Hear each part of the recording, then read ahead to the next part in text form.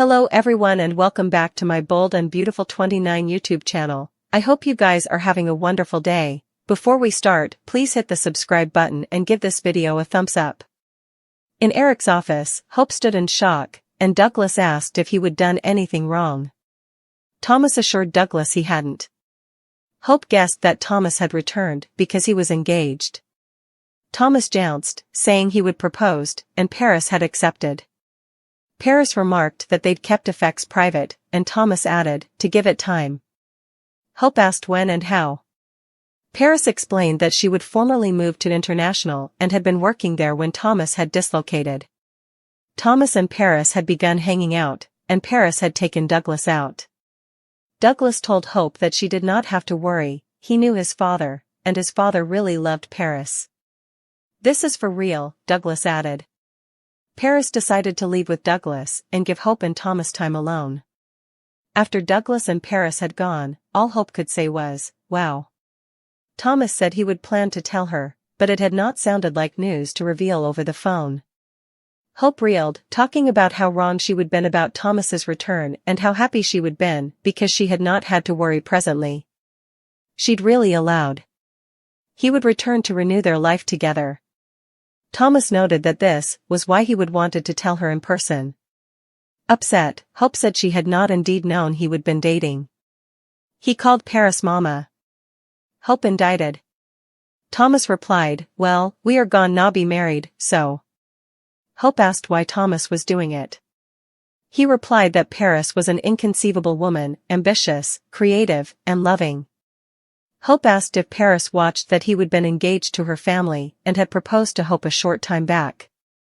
Thomas said Paris knew it and knew why he would left Los Angeles. Because of your passions for me. Hope seethed. He added that it had been his need to move past them. Hope seethed that getting married so snappily was not how it worked. You know what does not work? He asked.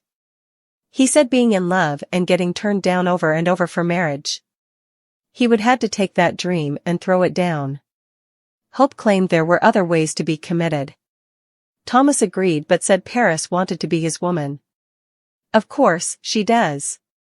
Hope screamed. Look at all you have to offer, Thomas. Any woman would be lucky enough to, and I just was not ready, she said, pouting. He replied that he knew it. While a part of him would always love her, he would had to move on. She'd given him no choice. Hope was sorry for hurting Thomas, but she had not meant for him to leave. Thomas said he would had to leave. Hope screamed that he would run, but he could have stayed to work it out. Thomas replied that she would turned him down and had not wanted to marry him. Hope cried that he would known that she would demanded time and he was formerly engaged. Thomas explained that Paris was not an arbitrary person, and he would known her for a while.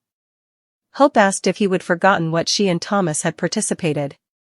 Thomas had not forgotten anything, and he would no way forget what they'd had. She asked how he could move on so snappily with someone differently as if they'd been nothing. Paris and I've commodity special, too, he said. Hope claimed she really wanted to be happy for him. He said he was not asking for that. He would just demanded her to know. In unbelief, Hope stated that Thomas had been her constant and North Star. When her life had been upside down, she would known she could look to him.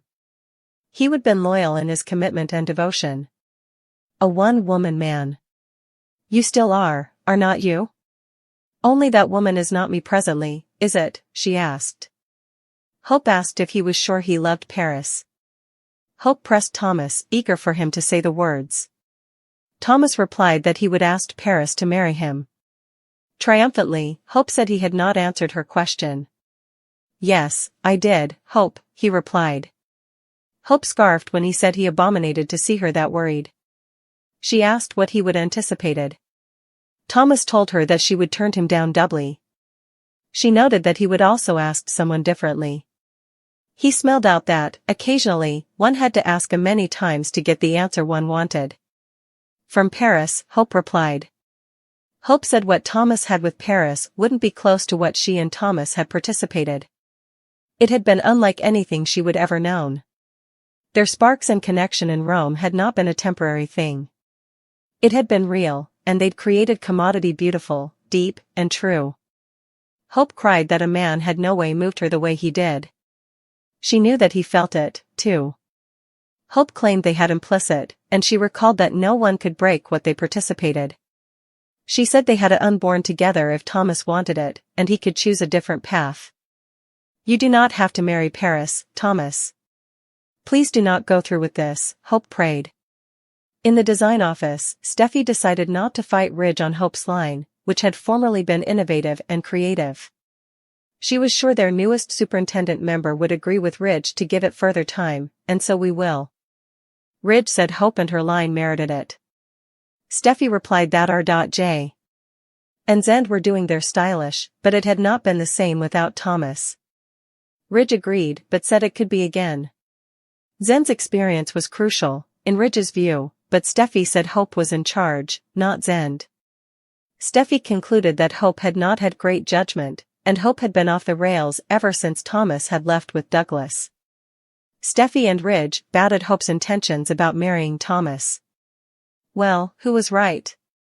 And now Hope resents me for it, Steffi concluded. Ridge noted that Hope and Steffi were at each other about all kinds of effects. Steffi claimed that it had not been her fault Thomas had gone, and Thomas had said that she would been right. Ridge asked if she would talk to her family. Steffi said she gabbled him with a lot and had videotape calls, too.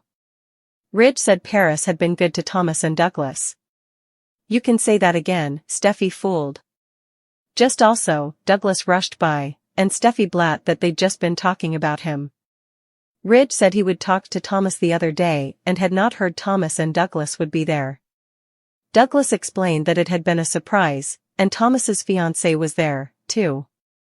Ridge was incontinently confused, but Steffi said, "What? They are engaged?"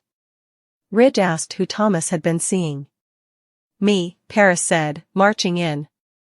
Steffi murmured, hugging Paris, and Ridge caught on that Steffi had known about it. Douglas was dissatisfied that he would given it down again, but Paris said it was okay because they were each agitated. Ridge stated that he had not indeed known Paris and Thomas had been dating. Douglas remarked that his father was happy, and he was, too. Dad loves her a lot, he added. Paris replied that she loved them, too, and she reminded Douglas about his desire to see Charlie. Douglas left, and Steffi told Ridge that it had not been her place to say anything. She'd known about Paris and Thomas, just not the engagement. Paris explained that she and Thomas had reconnected when he would moved. Ridge replied that Thomas had not mentioned any of it when Ridge had visited, and Paris explained that Thomas had wanted to concentrate on being with Ridge and had not known how Ridge would reply after how presto everything had been moving. Paris said that she and Thomas had clicked over their solicitations to ameliorate themselves and the world as much as they could. Thomas had been sad his first many weeks in Paris, and without the spark she would flashed back of him.